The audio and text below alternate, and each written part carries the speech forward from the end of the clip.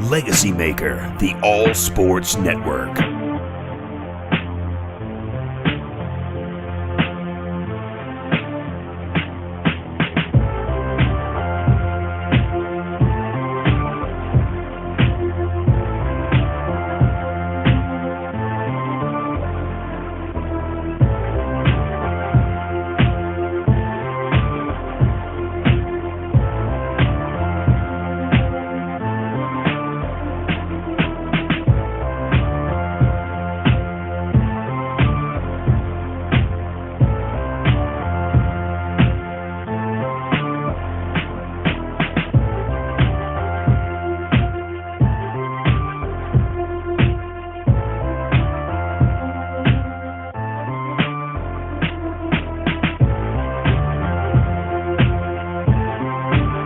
Welcome to Commonwealth Sports Talk. This is a special episode, Women in Sports Part 3, with Joe Dillard Jr. as your host.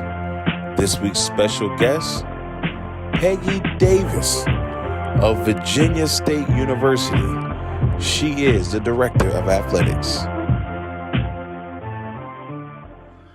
Welcome to Commonwealth Sports Talk. I'm your host, Joe D, coming to you with a special edition of Women in Sports as we bring you part 3 with Peggy Davis of Virginia State University. She is the athletic director and a great model citizen and a great leader. So without further ado, we'd love to go ahead right into it.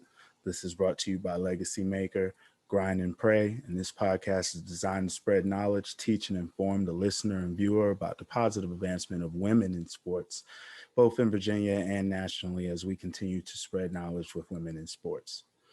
Thank you.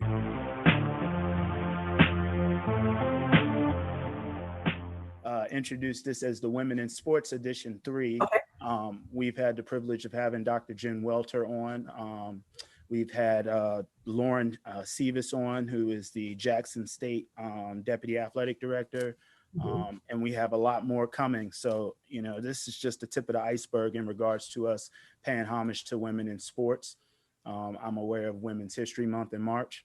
Yes. I am so willing at 38 years old to finally share something in March because that's my birthday month. So I'm like, I'm going to celebrate it with the ladies. Absolutely. Women's history all March. So I started that with the podcast and I really wanted to expand. And I think this is a great start in regards to the platform we're trying to reach out to. So, you know, once again, thank you for your time. But take me back to the athletic director role of how, I mean, Felicia Johnson, I have reported recently that she had got athletic director job at Virginia Union, and that's very great. You know, we push for the women in sports because I'm an advocate as well.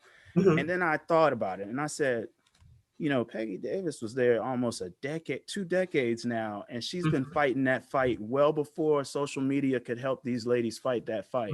And so just take me through how being an athletic director, and I believe, 2003, 2004? Yes, 2003. How did that transition propel you with adversity or, you know, just words of wisdom as a woman moving forward in the business in the world of sports?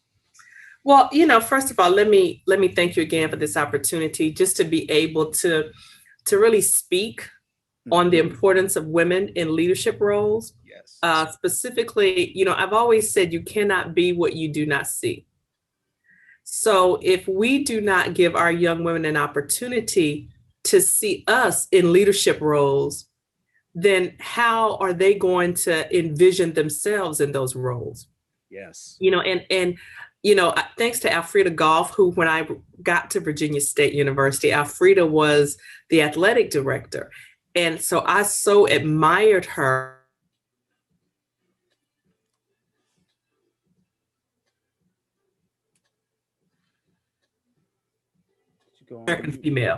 African-American female. And so I was just, you know, I was really at awe. And in me trying to build confidence, you know, in our young women, to talk about our integrity, you know, core values, stepping into the athletic director role just gave me an opportunity to touch not only my student athletes in the women's basketball program, but it gave me an opportunity to influence all of the women student athletes here at Virginia State University. And then serving on different committees within the NCAA, and then getting out into the community allowed me to have a further stretch and able to impact the lives of young women in athletics. You know, I absolutely love athletics. I love what it stands for as an athletic director, because what it stands for is service. Yes. You know, because I truly understand it is not about me. Mm-hmm. It is about service to young people, to helping them to succeed and to be successful. And the more I can help propel young women into athletic administrative leadership roles, you know, that's going to tell my story. You know, I hear all the time, you know, you got to each one reach one. You know, you got to reach back and you got to bring somebody else along, because that is what continues the legacy. Yes. You know, as we move forward, this world is changing. Mm-hmm. And it's changing for the better. You know, I have I refer back often to this book, Who Moved My Cheese? You know, and it talks about change and how change is inevitable. That is correct. You know, and it's going to happen, whether you like it or not, it is going to happen. And I think if you look over the landscape today, you will see that there are more female athletic directors at collegiate institutions than ever before. I agree. Leading programs, yes. Yes. You know, and not just in athletic director roles. You look at the NFL now, yes. You know, with the officials, and you look at the NBA, you know, with the women, you know, that are coming into leadership roles and coaches at that level. And so it was just a matter of time. Mm-hmm. The key is to do it the right way. Yes. To not risk your core values, and to maintain integrity throughout everything that you do.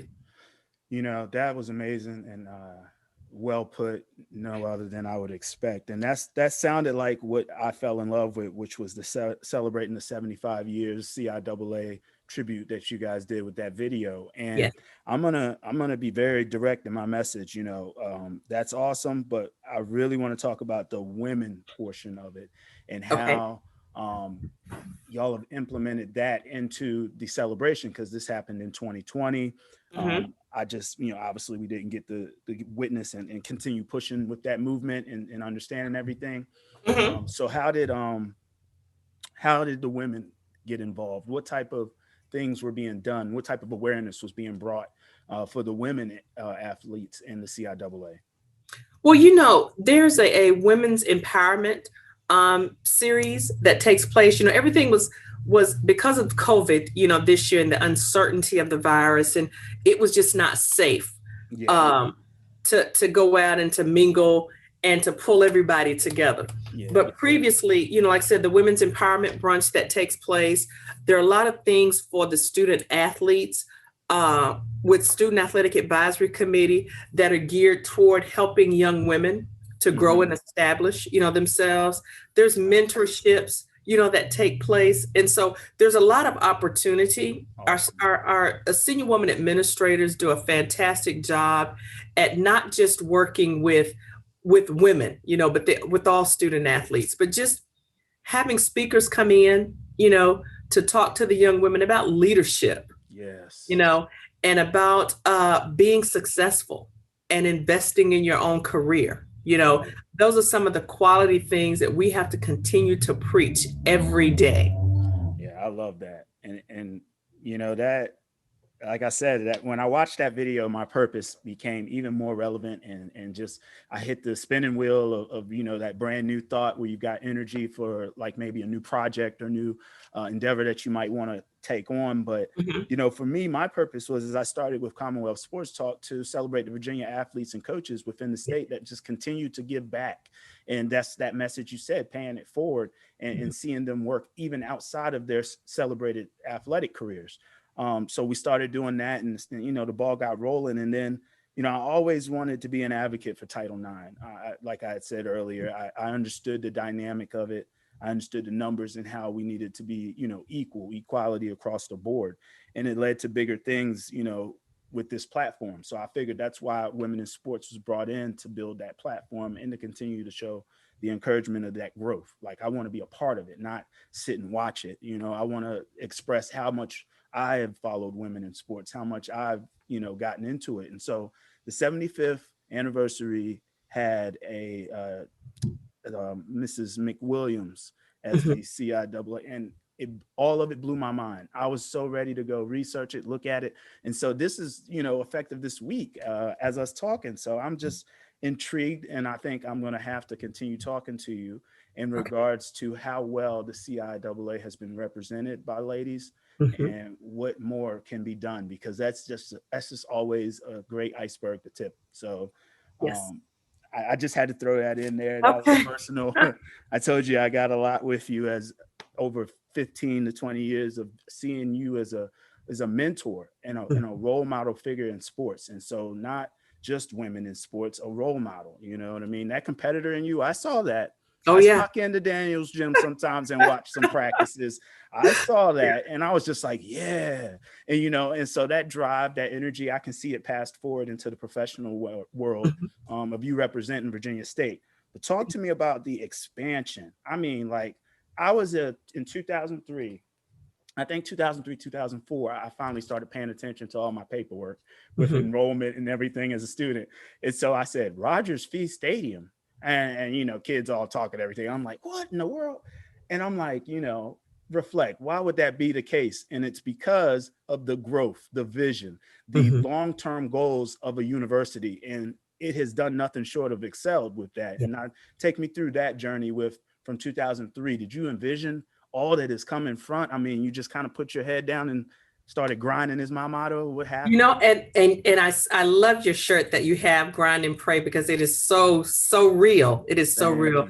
And I have for years, I have been that person to really just put my head down, literally, and just keep grinding. And then constantly talking about the importance, because if you don't talk about it, people don't hear it from you.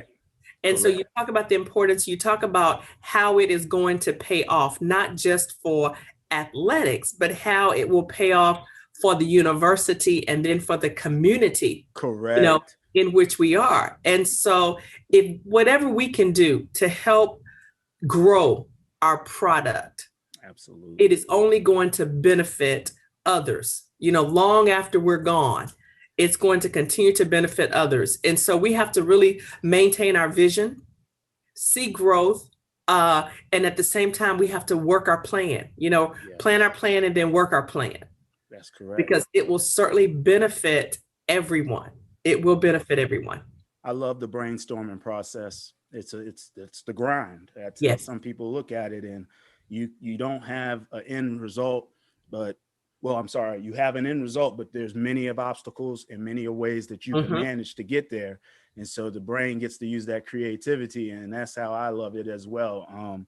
Never thinking that my platform would get to this point, but I've been prepared slowly but surely to handle it and take it on. And so, that's why at Commonwealth Sports Talk and now with Women in Sports, we throw all our roses now. And for you to be athletic director over 5, 6, 7 times and CIAA Athletic Director of the Year, I want to be very strict on that title. That is an awesome feat. And, that just gives credit to what Virginia State has grown into.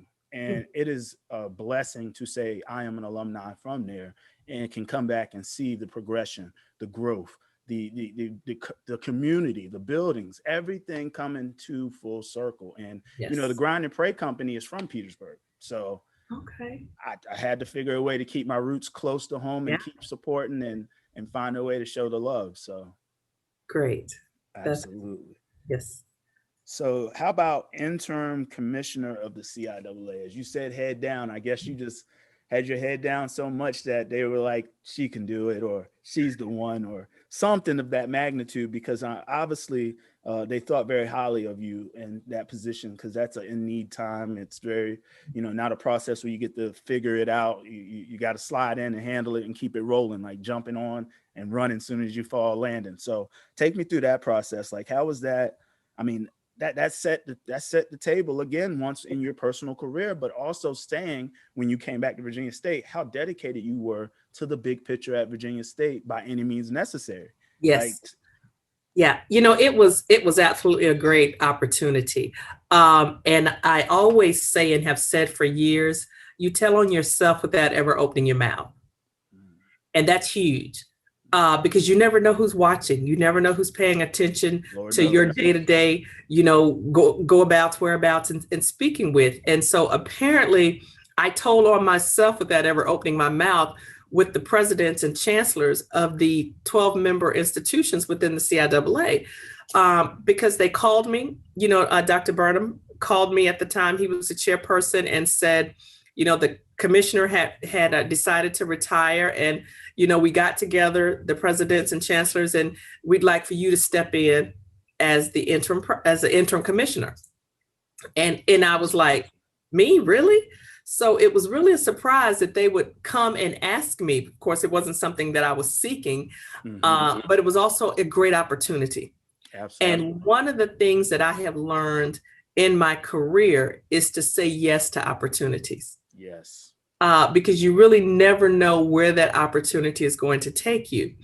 And so serving as the interim commissioner gave me the opportunity to go out and to increase my experiences with corporate partners. Correct.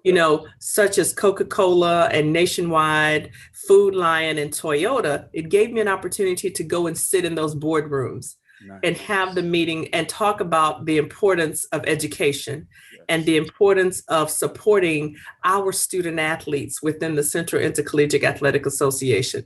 True. And so it was certainly something new, but it was a challenge that I was willing to take on. I did enjoy it at the time. It was supposed to really only be a 3-month transition until they put a commissioner in place, and it ended up being a 9-month transition. Yeah. So I learned a great deal, but one of the things I also learned is that was not something that I wanted to do. That's a great opportunity to find that out. Yes, because it took me away from the direct impact with the student athlete on campus. Lord knows how much we live off of that. Yes. And, so it was more of the business side of it. Mm-hmm. It was more of the talking about, the importance, which it is very important. But like I said, I wanted to have the direct impact with the student athletes. I wanted to see the light bulb go off. Yes. When I'm talking with our student athletes and interacting with them and having an opportunity to go and sit in practices. Coaching right there, to get on the road and to travel and to support the teams when they're on the road. Because serving in the interim commissioner role, I didn't have a team that I could really support because I had to be neutral. Correct. So I made the decision and talked with the board and says, I think I'm going to return back to Virginia State because I want that direct impact with our student athletes. I enjoyed having the interaction with the different presidents and chancellors. I enjoyed the corporate partnership side of it, but I was missing the student athlete side of it and how I could impact the student athlete directly. I can see that in 1,000 ways over in regards to coaching and your growth from coaching at the university to becoming the athletic director. It's almost like you're tied in with us. We don't want to let it go. Mm-hmm. And that's my opinion. I'm only one, but I love the success and the growth that you've created at Virginia State. And so that's amazing. And to realize and get that opportunity, most don't get it like that. Most have to go out and leave something and then may not have that opportunity to go back. So that speaks volumes, as you said, speaking in silence, that speaks volumes to your character and how good you have provided for the community and Virginia State. So I 100% couldn't agree. Talk to me though about the C.H. Williams and the Loretta Taylor Award. Those are the awards, all sports awards, correct? Yes. Those awards are given to the institutions that, depending on where they finished up at the end of each season. Okay. And so we have been very fortunate because our men's programs have done well, our women's programs have done well. And so because they've done well, our student athletes have been rewarded with the Loretta Taylor Award and the C.H. Williams Award. It's something that is chosen by the Central Intercollegiate Athletic Office staff, based on the criteria. And, you know, we're just proud. We're proud of the fact that we have been a recipient of the award for so many years, you know, over and over again. And so we constantly tell ourselves and tell others that we are the best because we're constantly striving to be the best. I love it. And if we do not truly believe that, then we're not going to go out and perform like we are the best. So we're the best. I love it. I love it. I love it. That's why that's our motto now. I'm no Sean Robinson or nothing, because that's my fellow 1882 guy. But I thought I had brought a different twist with the women in sports and opening up and allowing that platform to be open. But when I did my research, I need to know where that mask came from, because I might need to order one. So whether you can let me know, you know, that would be great. You know, I have my VSU paraphernalia, but there's never enough. Well, you know, one of the things we really tried to do is, I'm assuming you're talking about this one. Correct. I love that one. One of the things we tried to do is we wanted to, when our student athletes were able to come back to campus, you know, after being out in the fall semester, we wanted to show them, you know, that we missed them.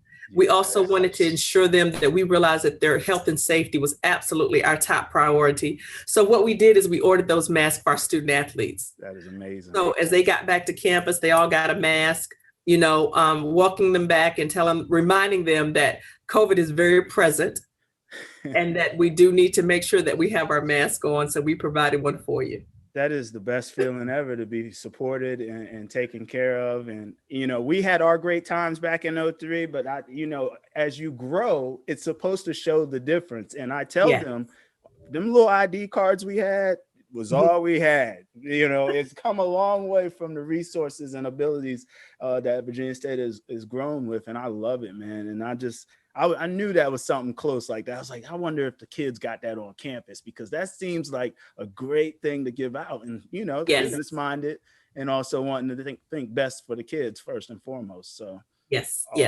awesome. Well, I mean, I've really appreciate your time here on Commonwealth Sports Talk and also with our Women in Sports feature. We're trying to gather some more steam rolling with women in sports. So it would just be amazing to continue to keep in touch with you and allow some knowledge to be passed down for all the events, opportunities, and activities that we're trying to do. I'm with Parks and Rec, so I feel like I have an opportunity and an ability to impact it as well with communities. So we try to implement all of the Title IXs, the equality, the all inclusion. If the boys have it, the girls should have it. And so that's just the mindset we've been having with this Women in Sports feature. So I really appreciate your time. Any last messages for those young ladies that are out there inspiring to be another Peggy Davis, or to see those in the role that you carry? Any messages for them? Yes. The only limitations you have are those that you put on yourself. Yes. I love it. Very short and sweet. Those ones stick with you because you can remember it. You can apply it, and you can think about it. So that pressure you put on yourself is hard to deal with, but that is the message that'll get you through it. It's never harder than what you make it. Yes. Absolutely. Well, thank you for your time. I appreciate you so much. Thank you. And go Trojans 1882. Always. Thank you, Joseph. Good.